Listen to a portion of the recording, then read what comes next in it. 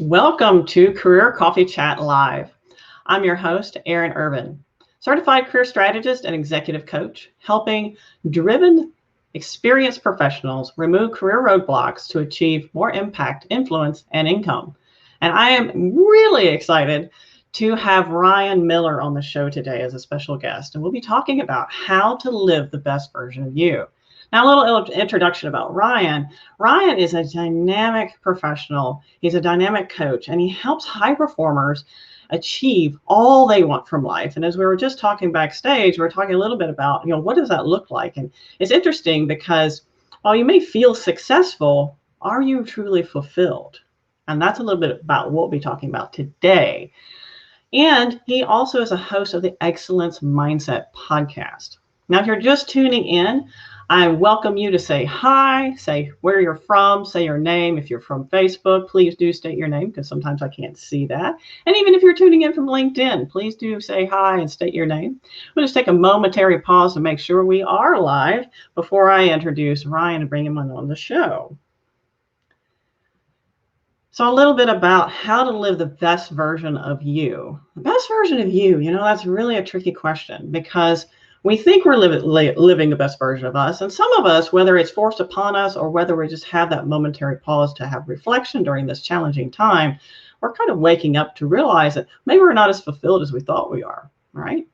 So hi, Cornelia. Glad to see you tuning in from LinkedIn. So I'll tell you a little bit more about Ryan. Now, Ryan, while he is goal-driven and disciplined for well over a decade, a horrific tragedy in 2017 caused him to reevaluate his purpose in his life and his business.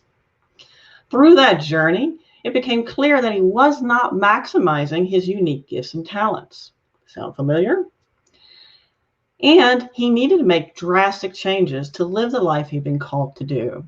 Those changes helped Ryan make the 2019 and this year actually more fulfilling and productive of his entire life. Ryan is very excited about the upcoming launch of the Foundations Academy and community, which will enable others to overcome their obstacles to preventing them from living the life that they were created to live. And without further ado, I'm happy to welcome Ryan to the show. And hi, David. Hi, Alita and Kim. Good to see you. Rosanna, Joshua, great to see you from Columbus, Texas. Ryan, good to see you. How are you doing? Hey, it's been so long. I know. I'm good. Good morning. So I'm just saying hi to some of the excellent people that have joined us so far on the show. We got David, Alita, Kim, Rosanna, Joshua, Cindy. They're all in here tuning in and anxious to hear what it is. What does that mean to live the best version of you?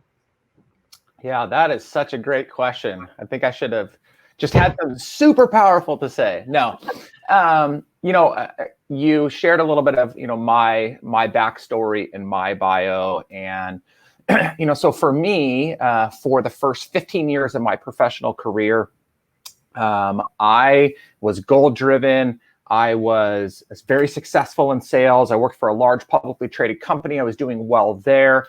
I started a business. I was doing well there. Things were just going really well. Financially, things were good. Family at home was good. I live in Orange County, California, which, it takes a lot to live here and sustain life. And so all in all, things just looked pretty good. And then I had this massive gut punch, which was, my wife and I and 5 of our friends were in the crowd in Las Vegas when the mass shooting took place. And we lost a friend that night. And so going back to work 2 weeks later, I was sitting in my office. I think it was the first or second day I was back. And I remember saying to myself, what in the hell are you doing with your life?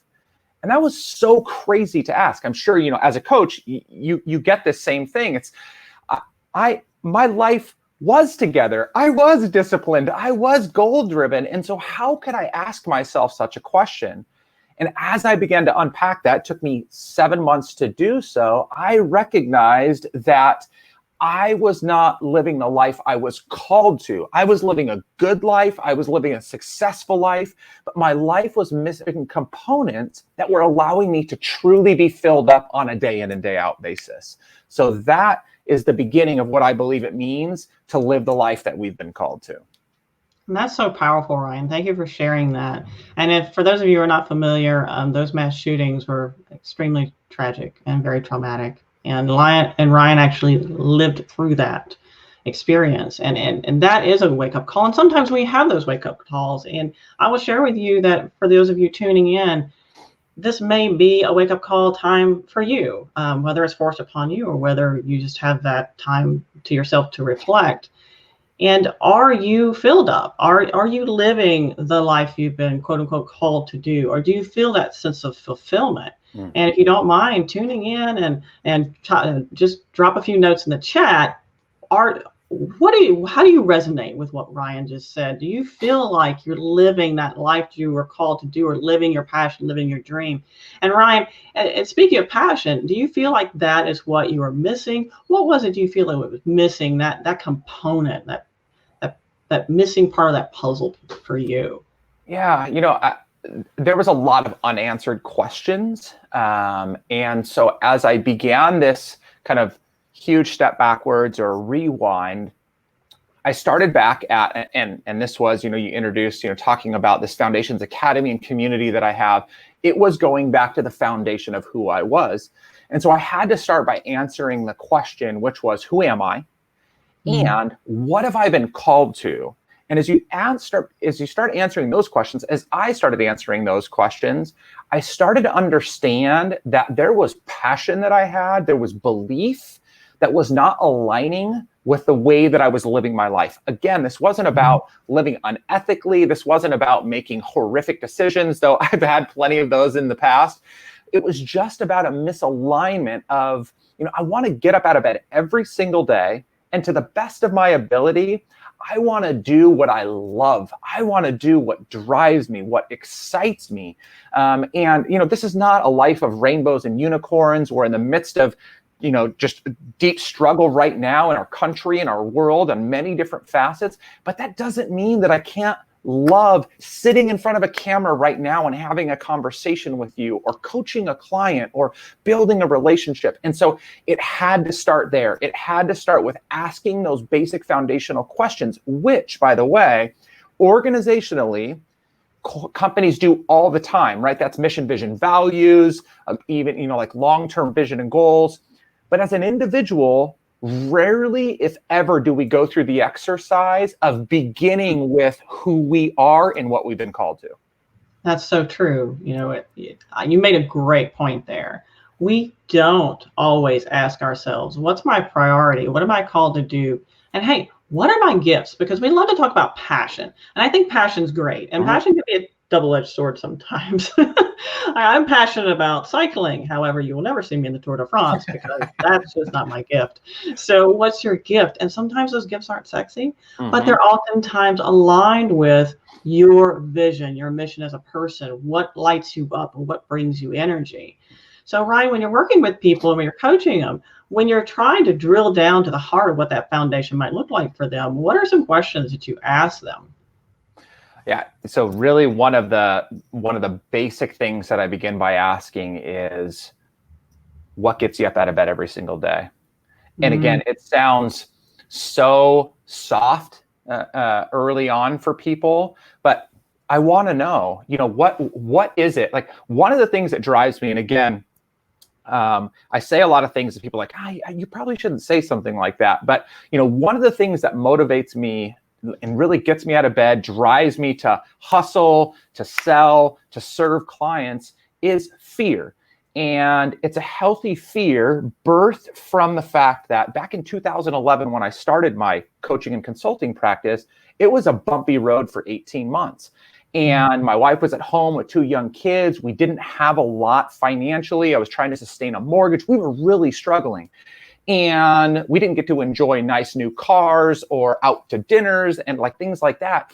And so there is this healthy fear inside of me that I want to do everything in my control to never put my family back in that financial position again, or that experiential position again. And so, it's not just I get up out of bed for my family, though I do. I love my wife and my 2 daughters dearly. But beyond that, it's I am fueled to do everything in my power to prevent them from being there, right? Especially because that wasn't their fault. They didn't put themselves there. I did. And so, those are the things I begin by asking is, what gets you out of bed? And I love what you said, Aaron. Passion can be misleading because sometimes, again, like you said, Tour de France, like I love to play, let's just say basketball. I'm never going to play in the NBA. And so we need to incorporate a lot of self-awareness, which again, people like to claim they have. Typically they don't. But going through the exercise of self-awareness, we can begin to understand where our gifts and talents align with our passions. And maybe, for you, right? I mean, you can't be in the Tour, but you can enjoy a lot of cycling, and maybe that fulfills a different part of your life. And so again, it's once I understand the passion of what burns inside of you, then gain the strengths and abilities that you have, then we can begin to test those against each other to see what kind of direction we can go in. That's very powerful. Yeah, thank you for sharing that. So for those of you tuning in right now, if you don't mind, share with us, what do you feel your gift or your passion might be? And just know that gifts and passion are a little bit different. Passion is probably something that's burning desire and you're super excited about, and gifts may even fly under the radar. You're probably not even aware of them. In fact, most people's gifts, you take them for granted. They come natural, right? And you just think to yourself, has there ever been a time where someone said, oh, you do XYZ so easy and that's really tough for me? And you're like, oh, it's no big deal. It's just, just comes naturally. Well, if it just comes naturally, probably a gift. So feel free to share with us this morning and share with us some of the thoughts that are bringing up to you during our chat. What might be your gift? What might be your passion? Do you feel like you're meeting that where you are right now in your careers? Because I don't know about you, Ryan, but I know a lot of us, and myself included, sometimes we're not living our dream. We're living someone else's dream. Do you find that oftentimes? Oh, yeah. That again, and I want to start off by saying that just because I'm speaking out about something does not necessarily mean it's wrong. But we live in a society, and thankfully we're kind of coming back around from this, but that like preaches the hustle hard mentality and the grind it out mentality. On top of that, we are all showcasing the very best of ourselves online. And we want to build this brand that is shiny and everybody sees as well. And we all want to talk about our successes, but we only want to talk about our failures in private. And so this life has been shaped for us by all of these influences from the time that we were raised by our parents or whomever, all the way to today. We're being influenced by all of these different things. And so when you said that, the life that basically somebody else has told us to live, that's where most of us are at. It's not bad though, right? It's not bad to work a corporate job and hustle hard and make good money and be successful. You just have to make sure that that's really what you want, because if you ever get to the end of your life, and these are the cheesy things, but you look back and you think to yourself, like, I wasted my life chasing somebody else's dream or passion, like how horrible would that be? Yeah, you're absolutely right. I know I shared with you earlier when we were backstage that there was a point in my life where I was living the American dream, right? I was living someone else's idea of what's good for me. And it's not that I didn't like what I did. I did. I enjoyed what I did. I love continuously improving, making culture changes, leading people through oftentimes challenging conversions to massively increase productivity, et cetera, et cetera. However, there came a point where it was obviously I needed to move up, and I knew what that took. And for me, it didn't align with what I wanted for my family, what I wanted my life to be. And I had to have a real hard conversation. And part of that was, hey, when I'm at the fruition of my life, 20, 30 years in the future, looking back over my life, what do I want to say I've accomplished? Yeah. And whenever I hit somebody with that, Ryan, I don't know about you, but they're like, whoa. Yep. I haven't thought about I think again, when we talk about this stuff, it's the people that feel like they're just in the worst spot that hear this. And then there's this whole group in the middle that isn't so sure where they're really supposed to be. And so first, so the people that are in the really disgruntled, disappointed, frustrated hamster wheel of a place, I say to them, don't jump ship right away, right? Like I get people that come to me and they're questioning whether or not they should go start a business or do something else. And I said, maybe. But we should never be driven out of a scenario. We should always be drawn into something. And so, but that takes a lot of self-awareness, right? So when you, and I know we've had conversations about this offline, when you did that for yourself, you already had a lot of self-awareness and intuition, and you were able to navigate that water pretty well.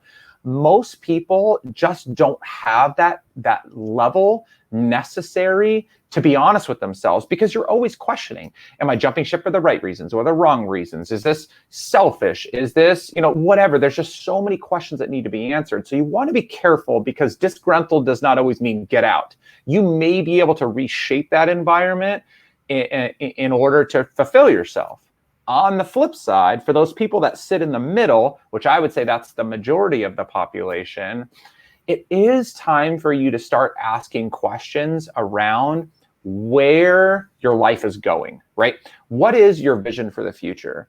And how does what you're doing right now support where you're going? And if you can't answer that question, that doesn't mean you're in a bad spot. That just means that you need to start doing the work to understand where you're going, so then you can go back to answering whether or not you are in the right place. That's Stephen Covey's begin with the end in mind, right? It's like, I need to know where I'm going in order to figure out how to get there. Yeah, absolutely. That's so on point.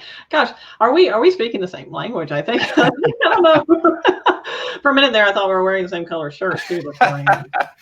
It's so funny, because that's exactly what I tell people, Ryan. When it comes to designing your career path, designing that path for you, that journey, yep, you have to start with the end in mind, because otherwise you have no idea where you're going. So how in the world are you going to understand what the next steps are? What does that look like? What experience do I need to gain? Do I need to get a certification? Who do I need to connect with?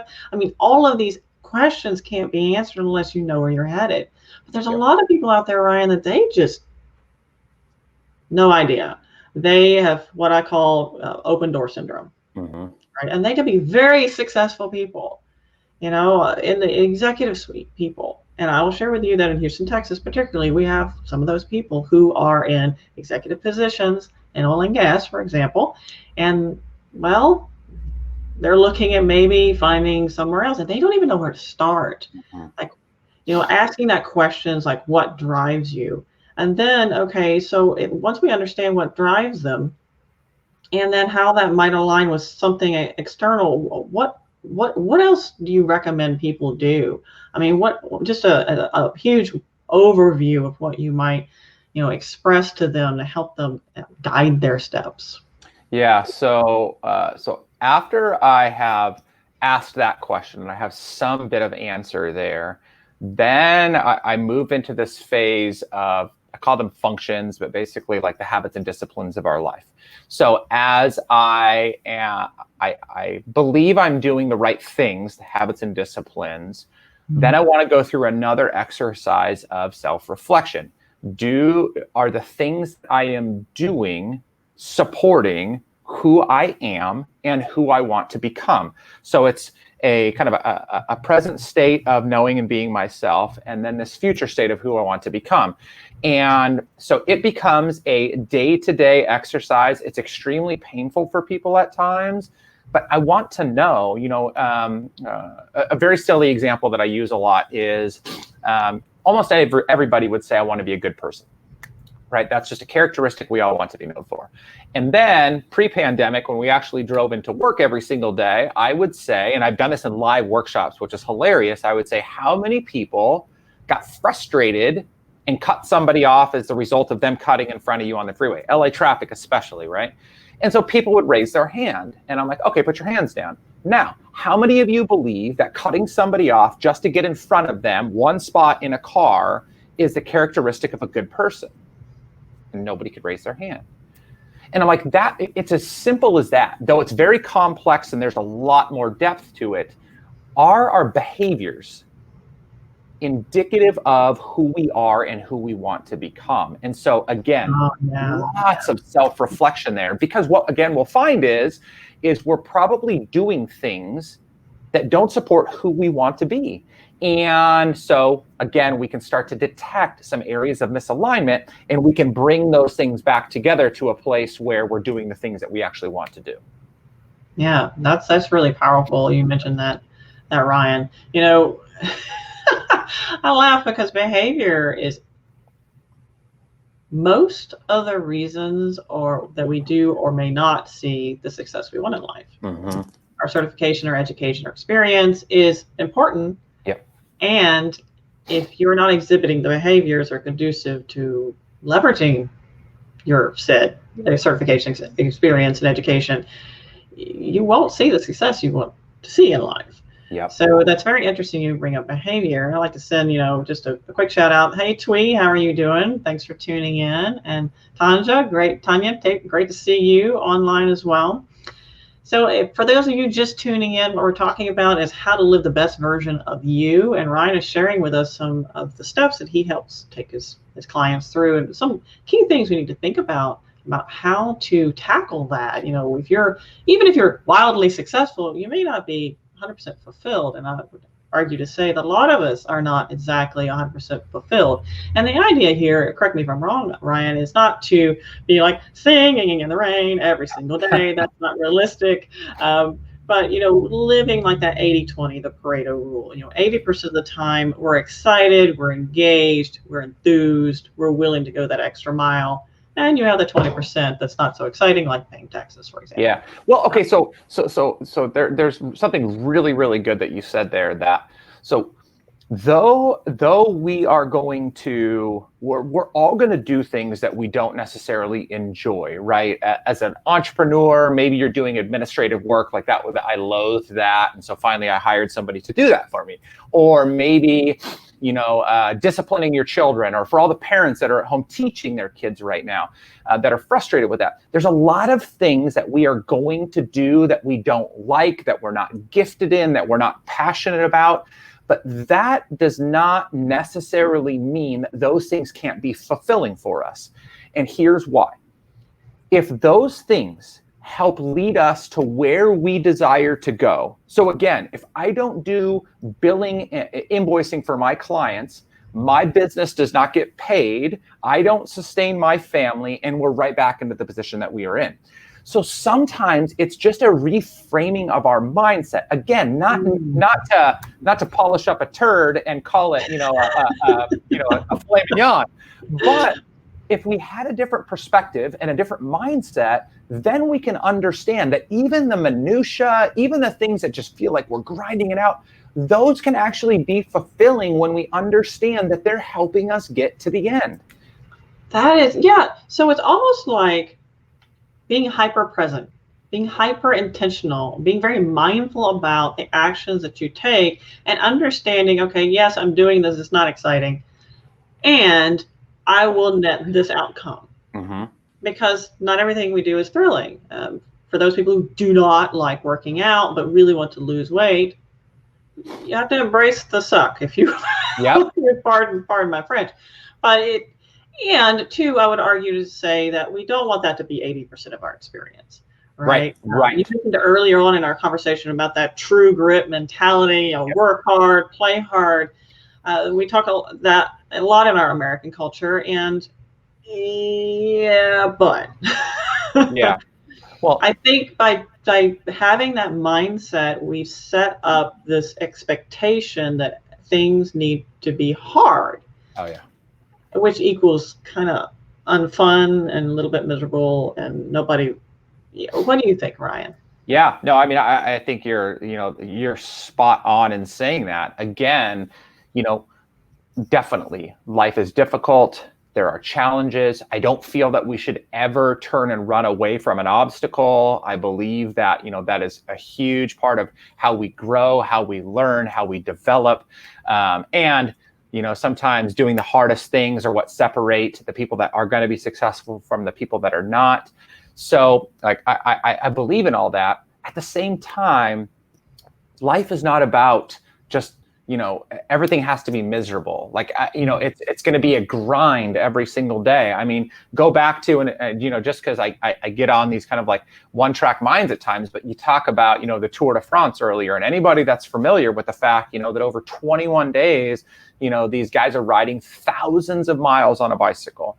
And there is no way that even the champion of the Tour de France would ever say that all 2,000, however many miles was enjoyable, right? They grinded it out. But they are finding joy in the midst of the pain in order to get them to the places where they feel fulfilled. Like this translating back into business, we've talked a lot about the business side of things, but what I actually find to be very telling of a lack of fulfillment in people is most high-performing individuals, which is who I coach, C-level executives, entrepreneurs, business owners. What I typically find is all of their dissatisfaction is rooted in a lack of performance in business, which again, I understand. But when I ask them what gets them out of bed every single day, what they're most excited about, they will typically share something personal with me. Their family, their friendships, whatever. And so I'll ask, like, how in the world do you allow something that falls farther down your priority scale to dictate your emotion, your joy, your fulfillment for the rest of your life? Like, you're just totally out of sorts. And it's because they've put too much emphasis on the things that they don't actually emphasize when they articulate it themselves. So again, reframe of the mind and a better understanding of what we're really after is what we need to do. Right. That's great. Let's take a moment here to say hi to Christine and Katie and Elizabeth and Frank and someone from Facebook. If you are joining in from Facebook, please do tell me who you are, because sometimes I can't see that. I'd love to say hi to you this morning. So it sounds like for those of you tuning in, feel free to pop in the chat. What gets you out of bed in the morning? And is that in alignment with the quote unquote career path that you're leading? Like, is that in alignment with that? I'd love to hear your thoughts and what you have to say about that. And it sounds like, Brian, you're doing a lot of work around helping people gain awareness and an intentional mindset and a almost like what I say, turning their reality inside out, because we have this mentality that's been ingrained in us since we were very little, that we need to look at things this way. And what we're doing is, as coaches, we're going in and we're saying, okay, actually, let's take that apart and put it back together in a way that fits it serves your needs. So, resilience is different than grit. Yes. Wouldn't you agree? Yep. Absolutely. Yeah. And again, like we need to develop those skills. We need to build up both of those muscles in us to deal with the challenge, to deal with the hard times, to deal with the frustrations. But this goes the same as like the focus on strengths or weaknesses. We need to develop our weaknesses if we can, but if we did far more work on our strengths, to develop them, to pursue them, to align our actions and activities with them, we would be far better off in the long run. So same thing, like grit sounds really cool. Like everybody wants to grind it out and be known as, the ultra marathon runner that did, everything with 20,000 pounds of extra gear on them or something. I don't know, but it sounds great. But that's not really the life we want. The life we want is, we want to experience a great life, and we want to get to where we want to go. And we don't want to lose limbs in the process. Exactly. Right. The myth of the grind is what I call it. Yep. Yeah. I mean, yes, there's some things that aren't fun, as we shared earlier in the process. And like John Maxwell says, you have to give up to go up. Yes. And on the flip side, that doesn't mean that every day you're like, oh my God, I don't want to go into work. I don't know if you've been there, Ryan, but I distinctly remember this one morning I was driving into my corporate job in a cubicle farm. Woohoo. And I was driving in Houston traffic, and I was like, and it wasn't even the traffic, it was the destination. So when you just find that you are unfulfilled and just, it's almost miserable. Like you're just like, it takes extensive energy and a massive effort of will just to move forward and whatever this path you created for yourself, it might not be actually where you are. It might be where you're headed. That's the problem. Mm-hmm. And I want to say hey to Art and Kurt Brown tuning in. Joseph, nice to see you. And Christine from lovely Hopewell Junction, New York. Wow. All right. Good to see you. Thanks for tuning in. And ask a little bit earlier, what gets you out of bed in the morning, and how does that align with your career? Is it in alignment? I don't know. Yeah. Yeah. So, as you're thinking about these questions too, people thinking about asking them of themselves, of answering them. Another thing that you can do is think about the goals you've set for yourself. So I went through this massive awakening. They seem to periodically happen for me at the end of 2018, rolling into 2019. And I did not set a single goal for myself in 2019. And I did that because what I ended up finding is my whole being, at least everything around performance, was rooted in whether or not I was going to achieve a goal. And so, sales goal is here. And if I get there, like, everything is amazing. If I don't, then everything is miserable. So, but it never really produced what I want, because what I ended up finding was, number one, we don't really have all that much control over achieving our goals. We think we do, but we don't. I mean, think about like a business owner or a salesperson. If you set a revenue goal, all you can control is the effort you put forth towards achieving that goal. But the decision does not lie with you. The decision lies with your client. And so my joy, my happiness, my level of performance, I'm rooting in somebody else's decision. Like, that's a little bit wild to me, especially when we think about the fact that when we miss the goal, we condemn ourselves, we feel terrible about ourselves, we just go into this pit. But even on the flip side, when we achieve goals, it just becomes a leaping point to another one, which isn't necessarily all bad. But what was the point of putting all this stock into this goal if all you're going to do is just set a new one and go chase something else? It just seems very fleeting to me. And so what I encourage people to do in that framework is to instead think so highly of goals. I say instead, think about, what is it that you want to experience in life? Because goals are just a means to an end anyway. And so going to, again, Covey's The End in Mind, what does life look like? Like, when I think about the fact that, by the time I'm 50, I'm 42 right now, so 7.5 years, I want to have a house out on the lake, and I want to be able to spend a good majority of the summer there with my kids when they're out of school and enjoy time on the boat. It's not the house, it's not the lake, it's not the boat. It's the feeling that I can visualize having when I'm sitting there floating out on the lake with my wife and my 2 kids, so long as they still want to hang out with me at that time. And the relaxation, being able to unplug from my business a bit and not be able to not have to worry about generating revenue that day. That's what I want. It just so happens that those things are going to help me get there. And so I don't have a goal to buy a house on the lake. I have a goal to experience that life. Yeah, I think that's golden. Thank you for sharing that. So it's really not the stuff.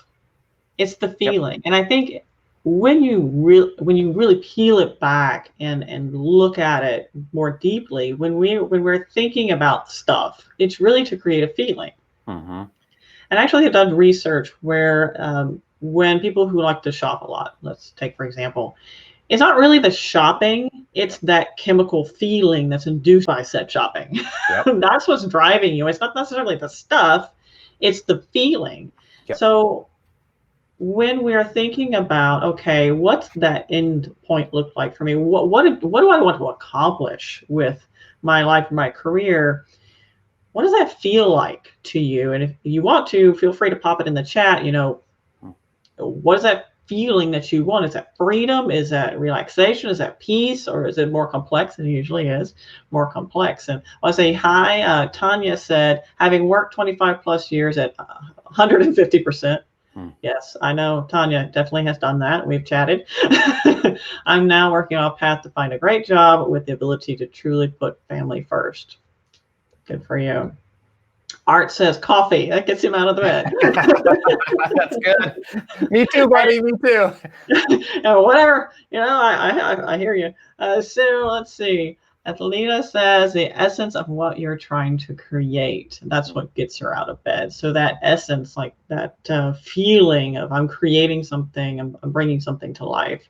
So that's really powerful. Thank you for sharing that. And Ryan, you have a Foundations Academy coming up. We alluded to that earlier. What is that? Tell folks a little bit more about that, if you don't mind.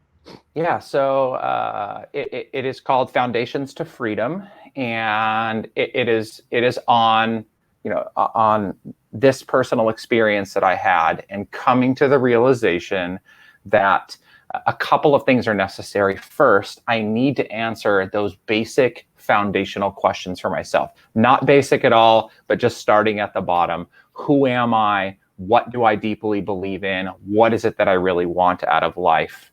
And from there, I help people to build this life that ends up leading them to freedom, freedom of time, freedom of money, freedom to experience, freedom for relationships. You get to insert that.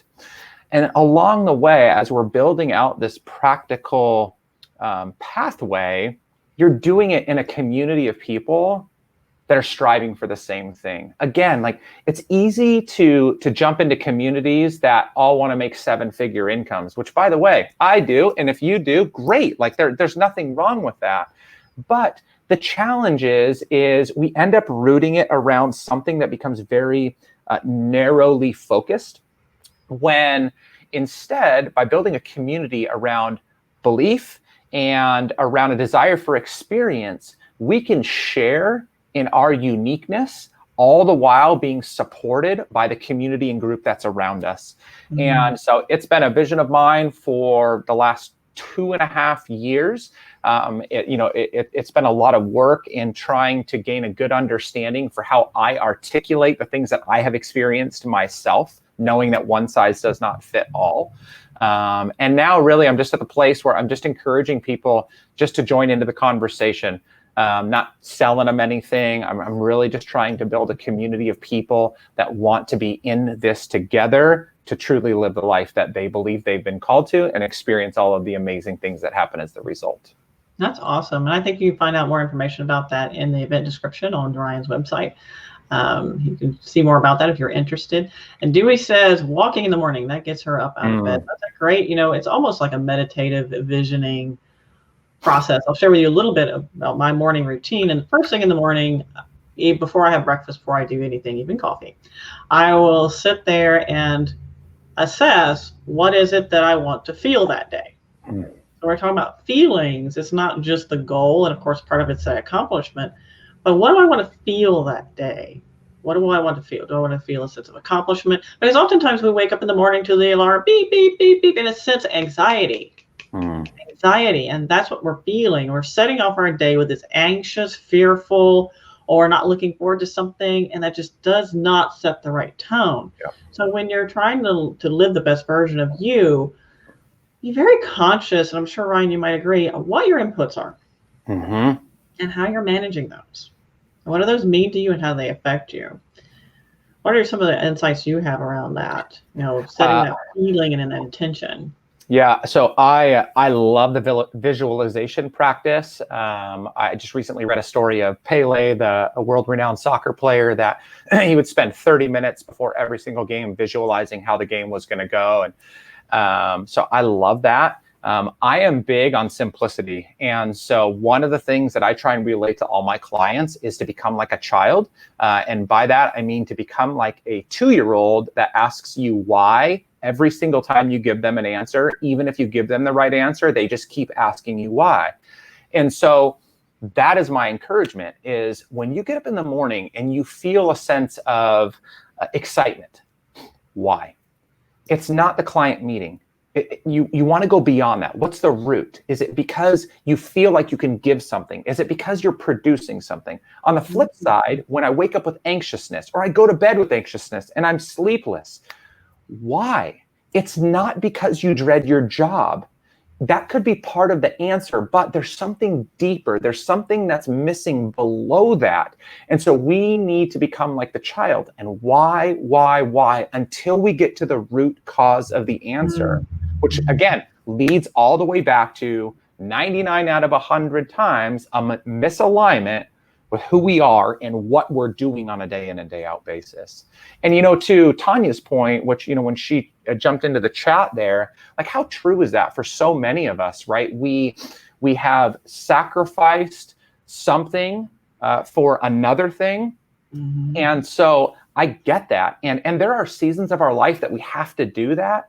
At the same time, hopefully she's in a place that she can do this, but maybe it's just time to make a different type of sacrifice. We're going to have to give up maybe notoriety or financial success in order to dedicate more time to family if that's what we want. And that's okay, right? We don't need to listen to the narrative out there that says we need to grind it out until we're 100 years old. Like, you do you. You just need to answer the you question. That's right. I tell people, if you love to walk dogs and that's successful for you, that's success. Do not let someone else define what success is for you. It's too easy. And I see it all the time. It drives me crazy. You need to make 6 figures as a coach. I see it all the time. These ads, of course, targeted to coaches. It would be a 6-figure, 7-figure coach. I'm like, okay, great. I know what it takes to get there. And I'm a successful coach, but I'm happy where I am. Mm-hmm. And it's not that I mind, moving up as a coach, but know that I'm happy and I'm successful. And I don't have to meet anyone's else's expectations. And the same thing goes for the things that we buy. Let's just say, okay, you talk about giving up. Well, okay, so if you want to have an additional vacation every year, maybe that's something that drives you, maybe it's part of your why, then maybe you don't buy the Lexus, you buy a Toyota instead. Yep. Still a good car. Yeah. I know, I have one. Great. I love Toyota 4Runners. Woohoo. Yeah, that's wise. Again, I'm moving towards a work day that is 10 a.m. to 3 p.m., meaning that during that 5-hour window is when I serve my clients. I take coaching calls, consultations. Before that, I may work. After that, I may work. But I am at a place, and it's not because I'm killing it financially. Like, we do okay, but I have more money that I desire to make to provide more for my family. But that window has become so important for me because I need the space in the morning just for the freedom to be creative. And I need the space in the evening because I want to be able to go to the gym. I want to be able to go home early at times for my family. I know I'm going to give up things by not working until 10 o'clock at night. And I don't care, right? Like, and that's not something that you have to do. That's just what I want to do, right? Let's all just figure out what the terms are for ourselves, not what everybody else tells us we need to do.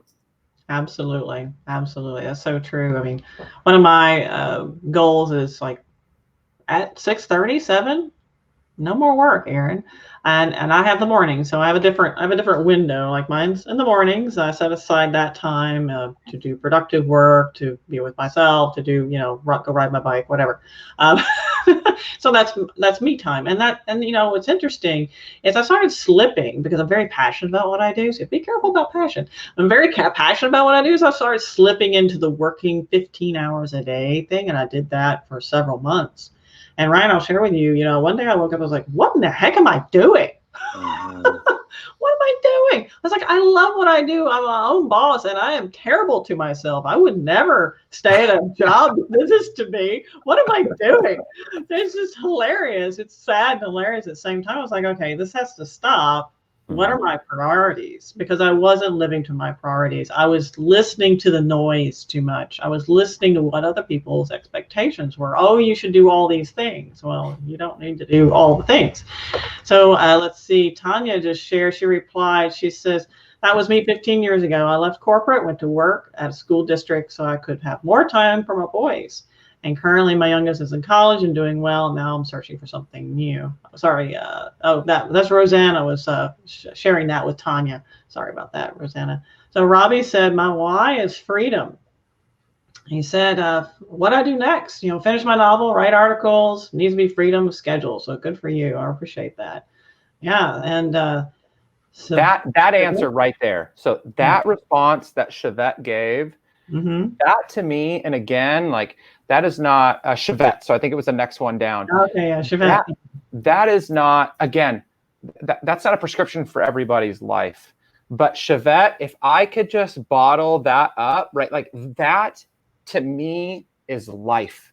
Because like there's some things you can see in the back of my screen. Authenticity is my biggest thing. Be Authentic is a brand that I created to remind myself and others to be you. But what I love is you've said enjoyment and exhilaration. It's this feeling, like, again, like we're so scared of feelings because they've harmed us in the past. And on top of that, they're not easily measurable. But this, when you wrote that sentence, like that to me, it's like, I can feel that. I just feel so amazing when I am in the flow of being myself. Like there is just nothing better. I don't think there's anything better that this world has to offer than that right there. Because not only then am I serving me, which we need to serve ourselves first or we're no good to anybody else. But if I'm there, if I'm enjoying, if I'm just exhilarated by what I'm doing and I'm being myself all in the process, do you understand what a blessing you are to the people around you? Like you are now serving to your full capacity. Like that's amazing to me. Yeah, because you can't give what you don't have. Right. Yeah. I mean, Art shares, he goes, I don't focus on the goal. I focus on enjoying the path towards the goal. Goals can disappoint. Yeah, that's perfect, Art. Yeah. I mean, maybe you find out you gave away the best part of your life working on goals, particularly if they're not your goals. Let's see. Christine says, I think for me, it's embracing the job I have now and knowing that it allows me freedom. Yeah, freedom to pursue other things I love. So it's important to understand what's really driving you and why.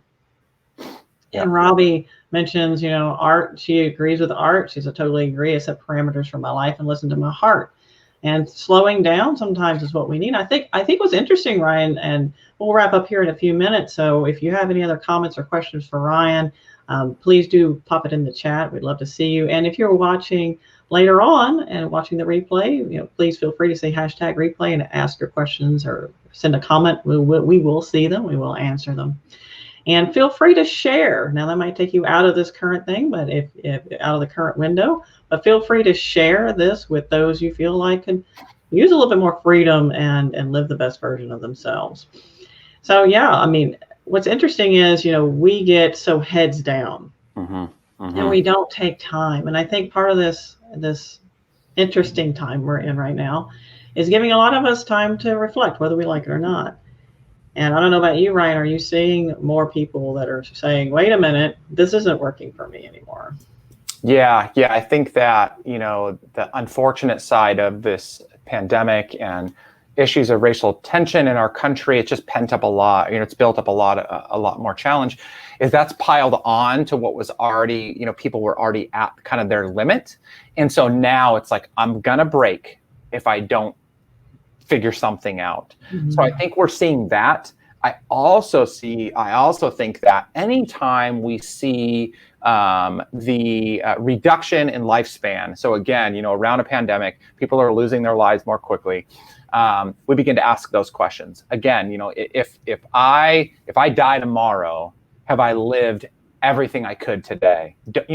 There's wisdom in saving for the future, but don't stock it all up, because you may never get there. And so I think that, I'm hearing a lot of that too, is, they just want to make sure that they're squeezing the most juice they can, out of this fruit of life. Yes, absolutely. I have a plaque in my kitchen that says, live, laugh, love. Like every day is the day. That is the day you have. Yep. And a long time ago, I started embracing like, every day is your masterpiece.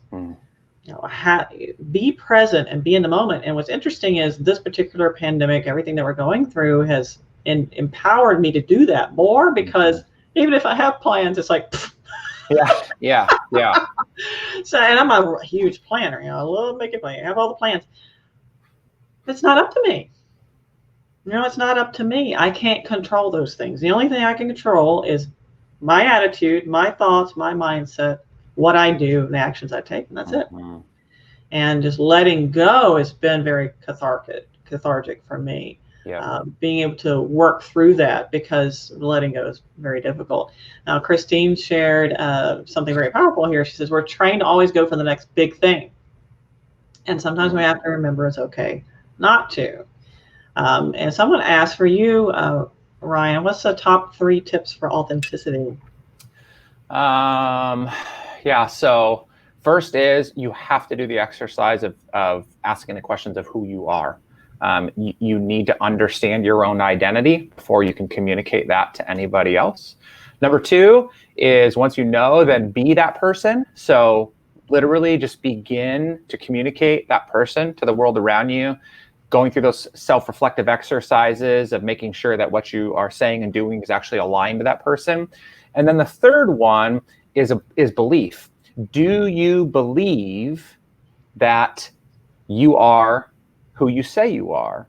We want to be this person, but is it deep inside you? Do you really believe that you are who you say you are, and that in doing so, that you are living out that purpose, living out that that life that you've been called to? So those are the 3 things that I would say you can really focus on to check that authenticity. I mean, for me, I say I'm an open book with many torn pages. If you follow me on social media, you would see that it's ugly. I mean, it's not all pretty. A couple of weeks ago, I shared I had a massive anxiety attack late on a Friday night at home, and I shared that because that's just me. Like, I want to be me, and I want to give people permission to be them, not to mimic me. Just to be themselves. And so I feel like by being more of myself, it's giving people an opportunity to be more of themselves. That's very true. And it's okay not to be perfect. Oh, yeah. You don't have to be perfect. And what's also interesting as a coach and as a speaker as well, when you only share the successes, you don't connect. Right. You connect with people when you share sometimes the ugly things. Yep. Like, I'm a recovering perfectionist, and I suffered with confidence issues for most of my life. That's those sorts of things help people understand, oh, okay, so I relate to you, and I can connect with you. And when you're more authentically you're actually better able to connect with other people. So true. So Ryan, it's been a huge pleasure. I've had so much fun. I hope all of you tuning in have had a lot of fun as well. And if you do have any more questions or comments, just know you can please feel free to put them in the chat, in the comments section. Be happy to get back to them. And do feel free to check out the event description here in our live event, and share this with those people you feel like could live the best version of themselves and use some of these tips to help gain a better life. Ryan, as always, thank you so much. It's been a pleasure. Thank you. Appreciate it. And I'll see you all next time.